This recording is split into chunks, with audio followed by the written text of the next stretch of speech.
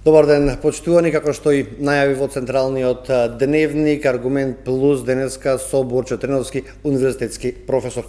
Професор, ви благодарам што ја прифативте мојата покана да разговараме за битни теми, кои што ги нотираат и граѓаните.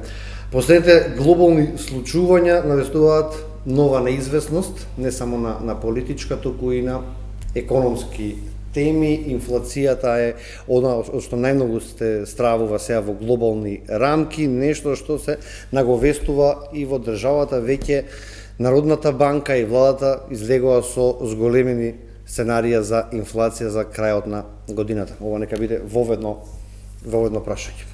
Па во право сте. Неизвестноста е огромна во периодот кој доаѓа, но ова е некоја, ако можеме да накажеме, совршена бура за економијата во однос од аспект на неизвестност. Гледаме дека се уште делот поврзан со Трамп, протекционизмот кој владее, преговорите и дискусиите се на некој стендбај оставени, се уште тука имаме неизвестност. Русија, Украина, конфликтот, односно војната, гледаме дека е замрзна, се уште немаме исход, односно во која насока ќе се движи. Иран влегува во војната, односно нов конфликт се отвара Израел, Иран, кој е дополнително влошување на состојбата, можеме да кажеме. Тука посебно имајќи предвид дека Иран е интересна членка, еден од клучните, има значаен збор во ОПЕК, организацијата поврзана со нафта, тука е Ормускиот теснец низ кој поминува нафтата. Тука се хутите кои го подржуваат и дел Хамас, меѓутоа и Иран, и каде што и тука имаме голема трговска линија низ која поминуваат голем број од стоките, меѓу кои назначена е нафтата, што дополнително компликува од овие геополитички пејсаж на глобално ниво и дополнително влијае економски да се комплицираат работите кои ги имаме. Она што го спомнавте во контекст на инфлацијата, состема сте во право, односно проекциите беа благо зголемени поради повеќе причини. Некаде 3% инфлацијата, 2,7% владата, 3% Народната банка ја проектираше. Тука имаше повеќе фактори кои беа поврзани пред се баш со овие геополитички случувања, односно имаме дополнителна компликација поврзана со странската инфлација. Од друга страна, цените и на храната и на енергијата имаме очекувања, односно имаше најава дека благо ќе се зголемат на пазарите, иако претходно беше најавено нивно стабилизирање и намалување во следната година. Така да од таа страна овие геополитички случувања влијае, има и домашни фактори за кои би можеле понатаму да поискутираме, влијае да се зголемат очекувањата. Меѓутоа, пред да спомнеме во оваа насока, само да кажеме на кој начин влијаат овие геополитички случаи, кои се тие канали на трансмисија врз цените, зошто граѓаните се засекирани или државите во оваа насока. Преку овие канали, преку овие геополитички влошувања и економски турбуленции на глобално ниво, директно влијаат преку неколку канали. Едното е поврзано со увозните цени и странската инфлација која имаме. Ние знаеме дека тоа е првиот канал и директно поврзан со структурата на нашата економија. Ние сме увозно зависна и извозно зависна економија. Така да најголем дел од своите извозни производи кои ги извезуваме ни треба увоз за да ги произведеме. Така да и во контекст на храната, и во контекст на енергијата сме силно зависни. Секое поместување, видовте во минатото што се случуваше кога имавме зголемување на инфлацијата, веднаш се одразуваше на цените и значајно ги притискаше. Така да преку увозните цени, структурата на економијата која имаме, која на краток рок не може да се менува, треба подолг рок, влијае на зголемување на цените. Од друга страна, тука беа и нарушувањето на синџирите. Гледате, и транспортот. Да. Имаме, еве она што го спомнавме сега со Иран, со трговските, поморските канали и некои други трговија, протекционизмот и така натаму, за кој зборувавме, кој го поттикнаа оние новите цари најавени од американскиот претседател, видовме дека дополнително компликуваа. Еден производ да произведете на вас требаат 5 до 10 држави компоненти да стигнат. Ако се ограничи едно од тие компоненти, производот не стигнува. Треба да се бара нов партнер, тоа подигнува цената и така натаму. Така да се тоа се глобални фактори кои влијаат на нашите цени. Ако најмногу поскапе храната, бидејќи во Русија и во Украина се произведуваат најмногу житарки, металите се таму меѓу првите кои што како земја ги произведува. Сега зборуваме за Иран, една од водечките држави каде што има нафта. Знаеме зашто се случуваат во последните децении војните. Колку сега тоа може да влие на зголемување на цената? Веќе влие. За 10 дена 3 пати се зголеми кај нас по неколку денари литро дизел или литро бензин. Колку може ова сега да направи повторно еден ценовен шок и на бензинските пумпи, едно литро гориво да се продава по 100 денари? Видите, што влијае? Може ли таков шок да се доживее? Се она што го спомнавме дека влијае на цената на нафтата. Меѓутоа има и една друга глобален тренд, оно што е поврзан со зелената економија, нови електрични автомобили, тренд кој е исто така поврзан пак со намалување на побарувачката за нафта. Исто така во овие глобални случувања имаме и намалување на странската ефективна побарувачка, односно глобалните економии стагнираат дел, како што е економијата на Кина и некои други се во ситуација така да поради намалената побарувачка се уште цената на нафтата гледате дека благо се зголемува. Иако ситуацијата е се уште неизвестна. Соединетите американски држави влегуваат во конфликтот. Ние не знаеме како ќе се одви. Тоа е прилично неизвестно да се зборува, иако цената е прилично стабилна на нафтата во овој период. Меѓутоа, можеби повеќе ги интересира граѓаните хипотетички да зборуваме што ако се зголеми, например, што може да се преземе во таа.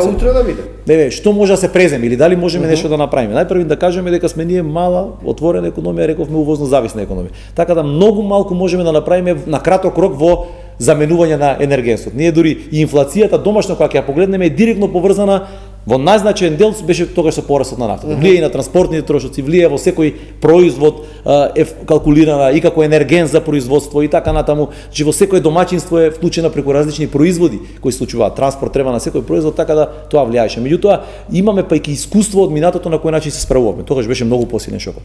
Меѓутоа ево она што може. Гледате дека генерално може да се оди понатаму доколку имам благи зголемувања. Јас не очекувам позначени зголемувања значи на цената на нафтата, некој благо зголемување во краток период, ако не ескалираат конфликтите воени, може евентуално да се оди со таргетирани пакети, субвенции, дали за земјоделци, дали за граѓани со ниски примања, дали да се оди за оние кои имаат логистика, дали за транспорт, јавен транспорт. Јавен транспорт да се оди директно и втората работа која може, знаеме и кој беше применувано од најголем дел од земјите во светот. Не само од нас, тоа беше намалување на давачките поврзани со горивата и нафтата. И тоа директно на краток рок ја намалува. Или активирање на стоковите резерви.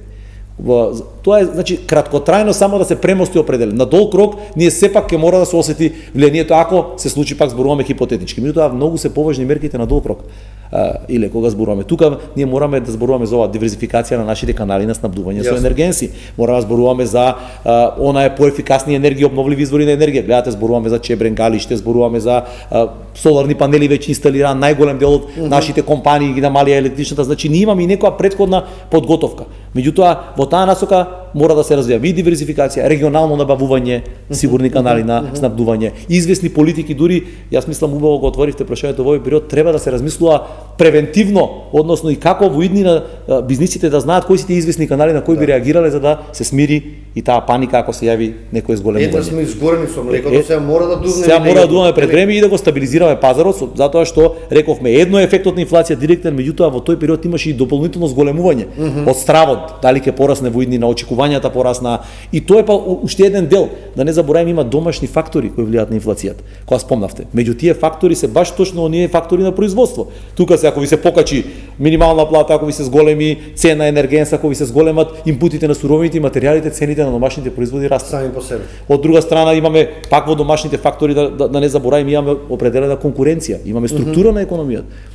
Еве гледате она што се случува, имаме 70-80% од пазарот го држат големите трговски ланци, значи дали имаме доволна конкуренција, дали може да промовираме повеќе домашни производи во таа насока, какви се очекувањата, дали ќе расте цената, ви реков, колкава е желбата за профит, какви се фискалните политики, дали се носат субвенции, оданочувања кои ќе влијаат на цените. Се тоа дури на домашен план може да влијае на дополнително зголемување на цените. Интересна изјава имаше Бислимовски на првиот или вториот ден од почетокот на војната помеѓу Израел и Иран, каде што велеше колку и да се зголеми цената на нафтата, трговците сега немаат право да ги зголемуваат цените на прехранбените производи, акцентираше за тоа. Зошто? Затоа што од кога се намали цената на берзите, на нафтата, на дериватите, никогаш не се намалија цените во продавниците на маркетите. Зборуваме зголемувањето на цените кога почна војната во Украина, тогаш нели го имаш оној драстичен скок на сите прехранбени производи.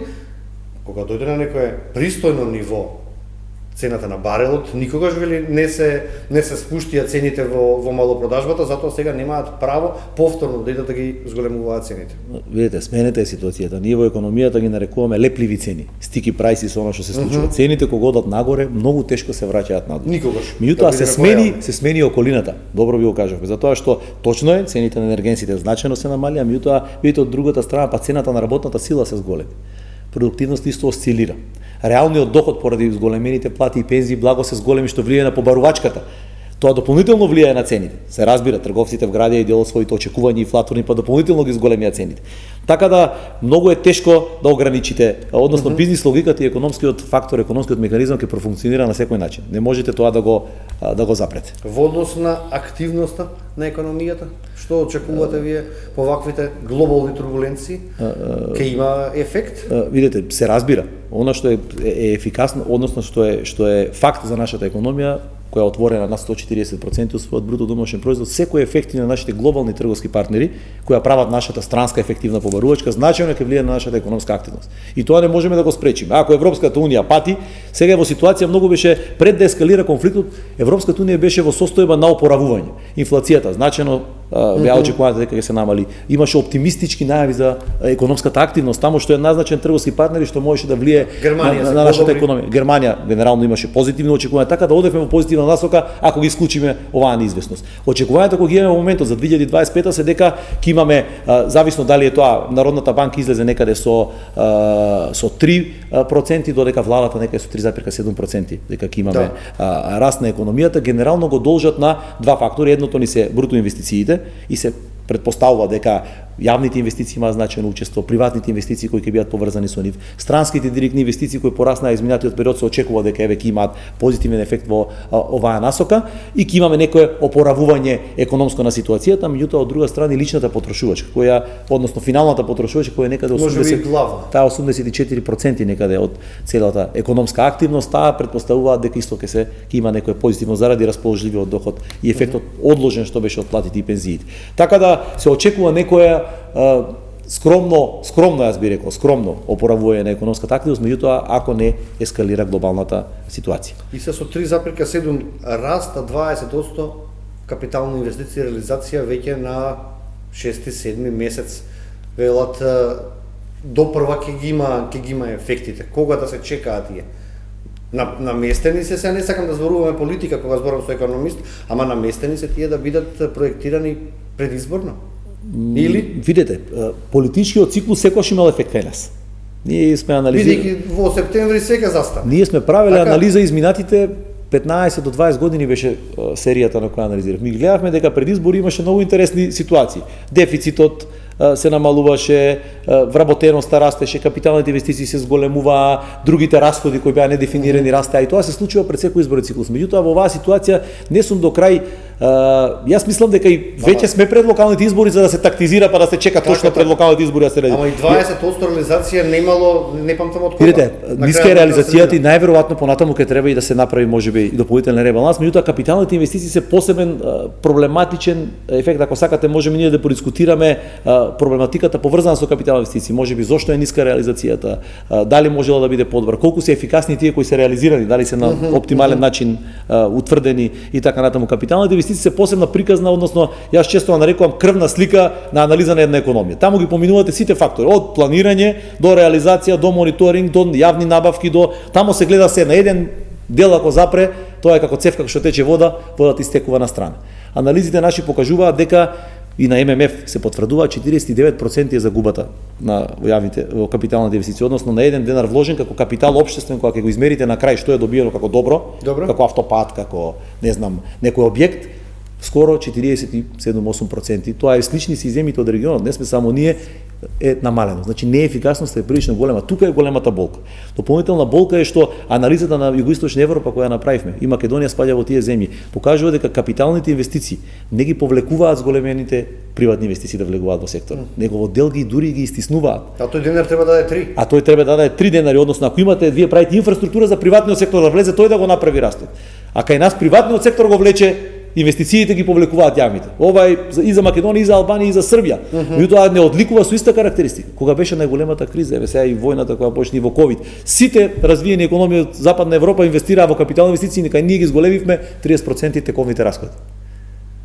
Значи тие вложуваа во потенцијалот за еден раст. Значи капиталната инвестиција е таму најзначајна. И ако погледнете и осцилацијата нивни, она што вие рековте, реализацијата осцилира, за да имате капитална инфраструктура и да приватниот сектор да се ослони на тоа, да има доверба, таа мора да има тренд да се знае од година во година, да се знае за 3 до 4 години кои се тие инвестиции. Еве видите, ние сега најавуваме ќе градиме болница во Кичево, ќе правиме ова. Ние мора да знаеме 10 години унапред зошто сме решиле таму, зошто сме решиле за овој автопат, за оваа болница, зошто во Кичево, дали не во Тетово. Зошто градинката во Берово да не е во Пекчево и така натаму. Сакам да кажам, мора да се знае. Делот не е наивно планирањето. Како ви кажа, планирај подолго за да имаш ефикасна реализација. Ние тука требаше да утврдиме. Еве сега се дури од новиот кредит кој се најавува од Британија се најавуваат определени капитални инвестиции, ние мора таа капитална промена да имаме. Да знаеме која инвестиција што ќе придонесе и да го отвориме конечно дискусијата што направивме. Колку луѓе се задоволни, колку луѓе добиле услуга, колку го зголемиле доходот компании и така натаму. Не е наивно да се зборува ако веќе потрошите пари кој ќе биде ефектот. Затоа и покажуваат последните анализи кои ги направивме во еден прилично објавен труд дека во образование, например, еве во здравство, истите аутпути може да ги направиме со 28% помалку расходи. Значи можеме да ги намали расходите, пак да го имаме истиот ефект во здравството. Или можеме за свесно не се прави тоа. Или можеме 15% за да намалиме во образование и да го имаме истиот ефект. Најверојатно е системски проблем. Не е само свесно. Тука, затоа ви реков, тука и јавните набавки, тука и планирањето, тука и корупцијата, тука и неефикасноста, тука и слабата контрола, тука и капацитетот административен на службениците. Значи тоа е збирно, кумулативен ефектот. И ние треба да работиме на целиот систем, не да работиме само на еден дел. И караванот си врви, на некој му одговара тоа? Да, на некој му одговара, повторно во буџетот фокусот ние колку пари поделивме за капитални и така натаму, наместо фокусот да биде дали тие го дадоа посакуваниот резултат. Дали програмата за сиромаштија или што викате капиталните инвестиции во определен регион или не знам како да го кажеме, после 10 години го дадоа тој и тој ефект. Па да се продолжи со истите. А ние се уште дискутираме колку треба да дадеме. Оно што е да се вратиме на првите прашања околу инфлацијата, оно што е најтазе, колку ги дадоа мерките, па и на претходната влада, па и на оваа, кога се работи за мерки, за стандард, не се прашува кој е на власт или која е партијата, се бара помош, граѓаните бараат помош. Колку овие мерки даваат ефект? Видите, некоја кумулативна анализа која беше направена, сега која можевме да ја видиме, е дека во целиот период на мерките некаде ефектот на намалување е генерално сега, чисто да видите дали имало ефект, како што можев да видам некои бројки, 3,2, додека по одмрзнувањето дури 4,2, 4,3 зголемувањето. Сакам да кажам дека на цените ефектите и мерките даваат краткорочен ефект. Пак често го зборувавме тоа кога беше криза, кога имате паника, кога имате наплив на зголемување цените, кога имате привремен шок, вие носите мерки за да го зауздате, односно да го смирите пазарот. Како што се прави викенд без тргување кога има на берзата скокови и така натаму за да се стабилизира. Долгорочните мерки, самото носење на мерки вие во суштина влијаете на последицата. Вие не ја лечите причината што донела до тие болката. Вие само ја намалувате болката и влијаете на последицата која е од многу други збирни фактори кои се случиле. Така да мерките се краткорочен ефект кој може да придонесе. Затоа и сега самите најави повторно ќе имаме или нема да имаме, Министерство за економија најави и така натаму, креираат дополнителна неизвестност, ги зголемуваат очекувањата кај бизнис секторот. Значи односот, какви мерки треба да креираме и што треба да направиме во оваа насока, ако ме прашате мене, е во делот на транспарентни партнерски мерки. Мора конечно да се врати партнерството со бизнисот, односно да се работи на иста бранова должина, да бидат транспарентни. Ние мораме да си ги процениме сопствените административни капацитети. Не можеме да носиме мерки кои не можеме да ги имплементираме или не можеме да ги следиме, да ги анализираме, да ги провериме сите фактури, да ги провериме и така натаму. Тоа дополнителен притисок административен ствара од друга страна. Од друга страна треба да бидат таргетирани. Оние што најмногу им треба, ние имаме сиромашни граѓани, што и мерките да ги донесеме. И 40% да се намали цената на определени производи, пак ќе им биде тешко да ги купат. Тогаш подобро е да таргетирате отколку да дадете на сите мерки, па и оној кој има плата 5 пати поголема од другиот, ќе ја користи истата мерка. Затоа цело време зборуваме дајте таргетирани мерки во оваа насока. Така да проблемот во контекст на мерките е многу поширок. Затоа јас викам кога треба да зборуваме за мерки, владата треба да размислува во насока структурна промена. Тоа зборуваме за 20, 30, 40 промени и реформи како мерки. Значи да почнеме од зависност на увоз од храна, од стимулирање на домашно производство, од стимулирање на купување на домашни производи, од подобрување на бизнис околината во која се произведува, од подобрување на пазарот на труд и работната сила, од намалување на ограничувањата и неизвестноста која постои вака со најава одјава на мерки. Значи тоа се низа фактори кои треба да го стабилизираат пазарот. И после да поминеме во втората фаза, јас би рекол ако веќе мора да одиме партнерски. Еве сега имавме мерки на сите производи, ограничување на маржите. Дајте да видиме кои се тие 70-80, нели зборуваат за потрошувачка кошничка често. Да видиме кои се тие 80 најклучни производи за определена фамилија да може и да на тие производи да имаме определено ограничување или партнерски заемна договор да се намалат цените. Втора работа која може да се направи во оваа насока е во суштина да се донесе делот во Франција, го имаше и во делот развиените земји, самите маркети носеа, во смисла, кажуваат кој производ е намален, кажуваат ако некој добавувач е намалил количината, грамажата, а е оставил цената. Па го засрамуваат, пишуваат ова е намалена грамажа. Има значи други мерки кои транспарентно притискаат за цените неоправдано да не се зголемуваат. Дел од земјите применуваат транспарентно пресметување. Например, како е пресметана цената, ја враќате до вербата на граѓаните за тоа што објаснувате како е пресметана цената и тој кога ќе види дека не е тука профитната маржа, не знам колку голема и така натаму. Имате производи кои имаат кало, 30% калира. Значи тој исчезнува производ, треба да се види граѓанинот зошто е таква цената и тогаш се враќа до вербата. Имате програми за лојалност за граѓани кои со ниски примања. Значи има технички мерки многу подруги отколку само ограничување на маржите. Ние мораме сега тоа паралелно со реформата. И колку имаме капацитет тоа да го направиме ние се. А зборувате за јавната администрација дека има проблем да спроведе она што сега го има. А камоли видите, ако ги направиме механизмите кои имаат само отчетност, јас би рекол, ако го направите тоа со бизнис секторот кој ќе делегирате дел одговорности на него да го следи тоа. Во дел од земјите имат и организации кои не се јавни, па следат пазари, пријавуваат неоправдано. Дури највидов оние хајтек економите дури имаат користат големи податоци за анализа на неоправдано зголемување на цени на производи. Ставајќи ги податоците за производите, вие може да видите каде имате дискрепанца која не е оправдана од движењата и така натаму. Иако мала продавница е различна од голем синџир, тие се не можете вие. Производство на леп на дрво и на струја, имате мали пекари, значи не можете до тој дел. Најдобро е да зголемите конкуренцијата. Значи да направите пазар кај што ќе ги оставите бизнис секторот да биде реален, лојален и тие меѓу себе и да поттикнете домашното производство на храна и домашните производи да изгледат колку што е можно повеќе. Еве сега се чека некаква анализа од пазарниот инспекторат, па допрва ќе треба повторно истите тие мерки да ги воведе Министерството за економија.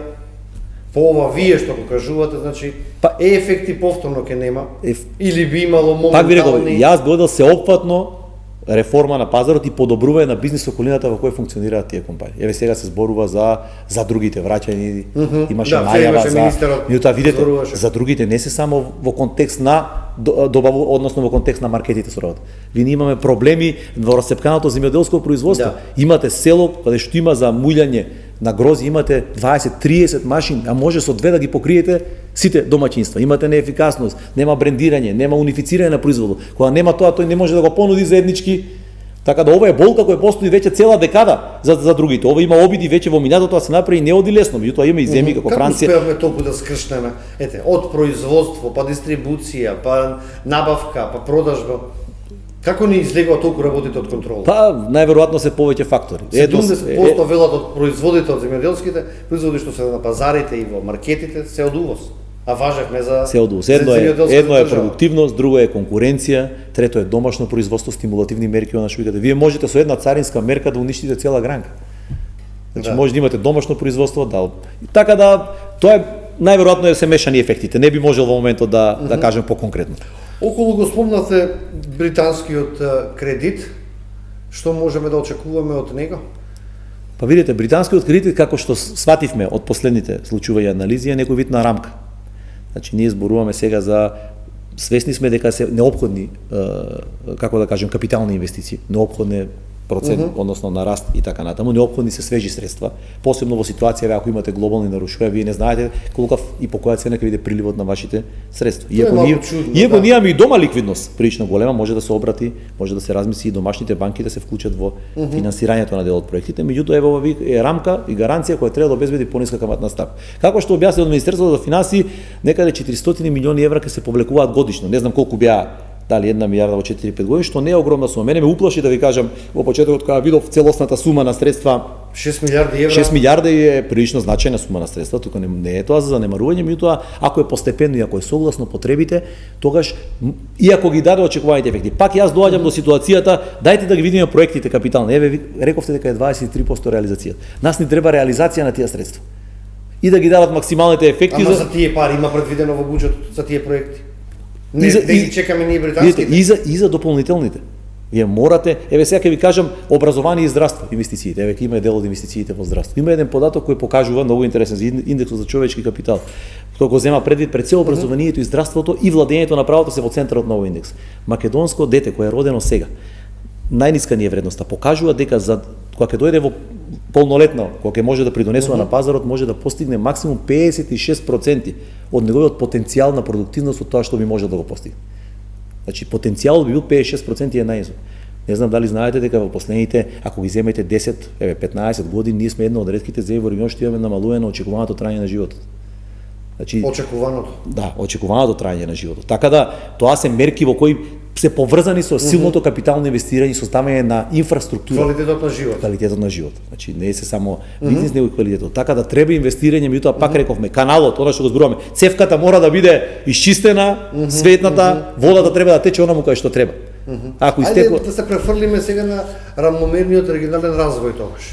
Све се сведува на Скопје и уште неколку поголеми центри. Дури и државниот ревизор вели не се трошат парите сразмерно каде што треба да се прави. Вие сте на некој начин и експерт на оваа тема.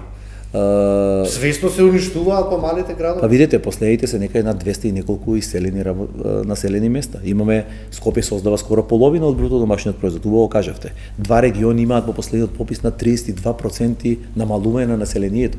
И тоа е што погледа. Тука се повеќе фактори, меѓутоа политиката за равномерен регионален развој мора да се освежи, односно мора да се рестартира, јас би реков. Имаме закон за равномерен регионален развој. Треба некаде 1% од бруто домашниот производ да оди за равномерен регионален развој. И тоа е премалку. Тоа е премалку, меѓутоа последната проценка покажува во извештајот дека само 23% од тој 1% е реализиран. Значи и тоа не се реализира. Самите трансфери за кои зборуваме. Еве за општините понатаму можеме да го отвориме, меѓутоа за равномерниот регионален развој имавме целосна анализа на тоа. Имаме расцепкани систем на капитални, замислете имате 20 програми. А 3 програми в Министерство за финансии, земјоделие и Бирото за регионален развој покриваа 68% од тие средства. Ги даваа. Значи имате 20 на програми кои даваат средства за различни проекти поврзани со општински со регионален развој. Сумата нивна е исклучително ниска. Самата според беве со Хрватска, со дел од овие земјите кои имаат слични политики, тамо се 10 до 20 пати поголеми. Не можете регионален развој со 50 до 100.000 евра проект. Каков регионален развој? Тоа е некај општински дел да се направи некој парк и така натаму, вие ви требат инфраструктура голема. Прво се критериумите, ево она што го кажа Државниот завод за ревизија, критериумите се нееднакви, програмите се преклопуваат меѓу себе. Нема измерен ефект, дури и програмите каде што имаат очигледен регионален, како програмата за рурален развој или другите програми немаат регионална компонента кога се делат средствата. И сега вие се наоѓате во ситуација кога регионите или општините кои се најкапацитетни да ги повлекуваат пак парите. Така. Тие најмногу, тие лесно, тие имаат и за капитални инвестиции, проектите последни кои се доделуваат влада. Тие имаат и за имплементација, имаат и инспектори, имаат и подобри администрација да ги напишат тие проекти. Значи, тие полетно ги абсорбираат и повторно сега да не навлегуваме колка е реализацијата, не знам, меѓутоа рамномерниот регионален развој како викаме, за да имате национален развој, вие мора да имате развој на оние кои се помалку развиени за да не ве влечат постојано надолу. И се делот на аудите беа дека биле потрошени парите за некаков проект, тој не бил ни започнат. Се зимале пари за проекти, се трошеле за трети работи. И тоа луѓе кои што се избрани да го подобрат квалитетот на живот. Се сложувам, видите, тоа е исклучително болно. Јас не можам и никој повторно не одговара. Јас не можам да се помирам дека некој може да го направи тоа, дека може да земе средства и да не го реализира проект. Тоа е толку очигледно. Меѓутоа видите, Државниот завод за ревизија е полн со такви забелешки. Ние сме имале министерства и други кои набавувале без јавна набавка, кои вработувале без конкурс, кои верувате само да ги прочитате на Државниот завод за ревизија дел извештаите и да се покренат определени би било многу ефикасно. На таа отчетност верувајте, бараме, јас сум зборувал на пратеници, едукација сум држал цело време дека е потребно да се вклучи, односно да имаме директна законска рамка за тоа да го следиме. Меѓутоа, еве, имавме дури и предлог за рамномерниот регионален развој за поделба на средства. Дајте да направиме транспарентен критериум, да ги знаат и општините, односно регионите, парите кои ќе ги земат. Оти вие сега имате брза постапка, нема доволно време за реализација на проектот, до крај на годината може да истече, дали ќе продолжи следната година и така натаму. Беше целта да се направи директна евалуација согласно степенот на развиеност на регионите, односно на општините.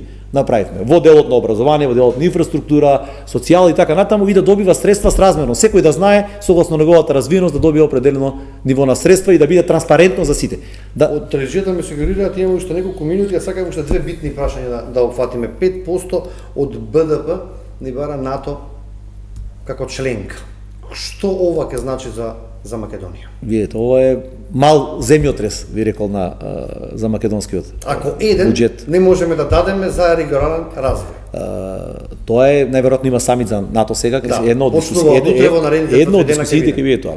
Едно е на пример како ќе се обезбедат тие средства, фискалниот ефект. Друго е од каде ќе се најдат, ако веќе мора да ги најдеме тие средства, и трето е ефектот на НАТО врз, не знам, странски инвестиции, економска активност и така натаму, дали и каков би бил. Меѓутоа еве да се фатиме за она што рековте вие 5%.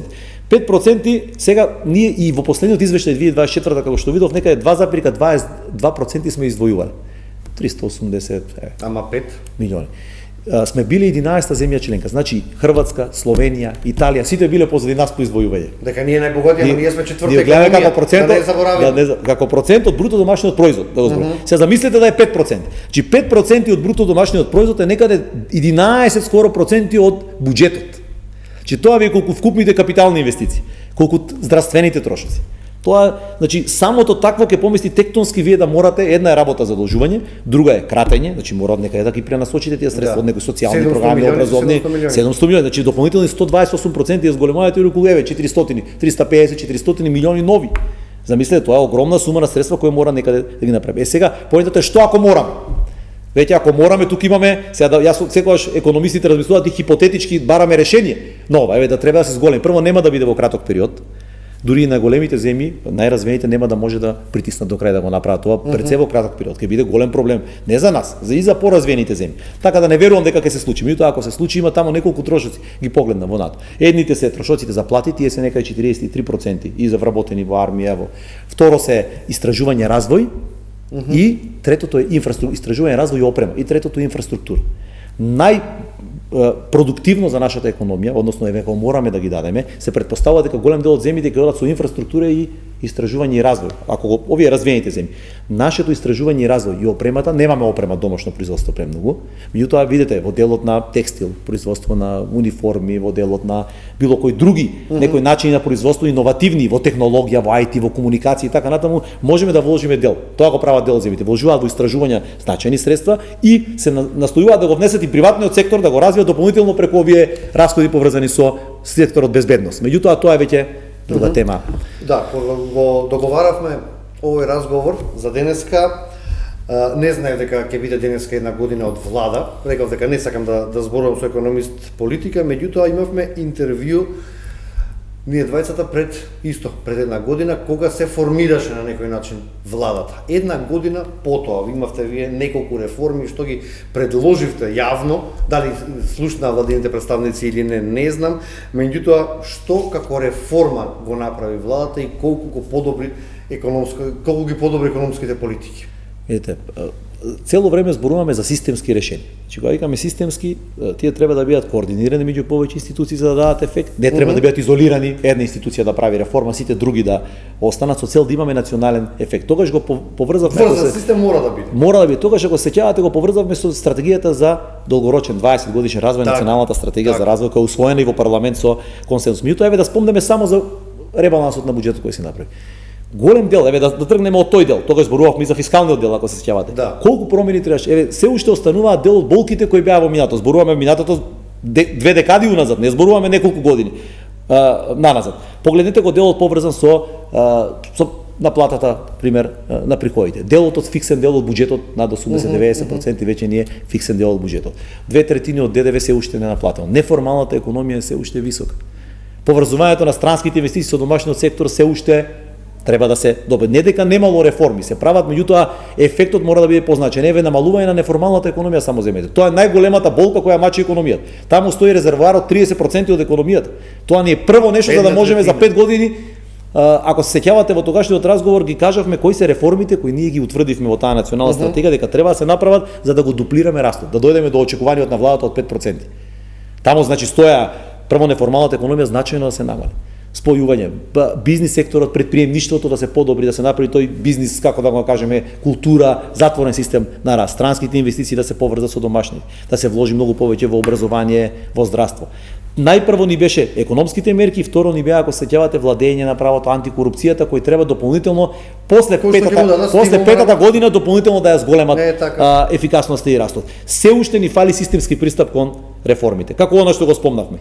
ние се уште се обидуваме да ги лечиме последиците. Не знаеме дали е рано, ќе видиме втората година на влада, меѓутоа треба да почнеме да се бавиме со причините. Убаво рековте вие, се бара одговорност, се бара дали е неефикасно управување, дали се неефикасно планирање на средствата. Ве видите, ние имаме маршрута на автопат кој се прави, автопатот, ние треба да утврдиме каде била грешката, зашто неколку пати се продолжува договорот, има фискален ефект. Некој мора да одговара за тоа. Значи, тој дел, рамномериот регионален развој кој го спомнавте, и тука има дополнителни промени. Рековме фискалната политика, фискалната консолидација ќе ни биде од предизвиците во период, иако е најавено од министерството дека ќе се движиме во таа работа. Значи се уште останува многу работа да се заврши. Не е дека треба веднаш да се заврши, меѓутоа работа е да знаеме правецот во кој се движиме. Јас предпоставувам дека големи од реформите ги сме ги комуницирале и со засегнатите страни, и со министрите и така натаму. Дел се административни проблеми. Дел е капитал, еве гледаме сега капитал веќе можеме да обезбедиме. Административните ефекти треба да ги зајакнеме. Образованието треба да го освежиме, академијата да ја вклучиме, многу повеќе да ги помага во давањето на решенија, еве откаде што сме ние и така натаму. Значи конечно да направиме синергијата за национален развој. Затоа што моделот покажа дека збир на реформи носат 5% раст. Не е тоа една одржлив. Година да биде да паднеме на 20. Јас често го споредувам растот со автомобил. Вие можете да го стиснете. Автомобилот да отиде, има капацитет за 100, да качи 120 и да вози 5 минути. Меѓутоа ќе почнат амортизери, гуми и така натаму, и следните години не може ни 2% да помине. Така да за одржлив раст треба сите делови да му ги ремонтуваме. Така, професоре, интересен соговорник сте како и секогаш, ми беше чест да разговарам денеска со вас. Се надевам дека го задржавме и вниманието на гледачите. Оно што го кажавте, овој пат повеќе се надевам дека ќе стигне до онаму каде што треба. Ви благодарам уште нешто на разговорот. Благодарам јас. Почитувани, како што и кажав, ви благодарам на довербата. Останете со програмата на Телевизија 24. Од мене пријатно.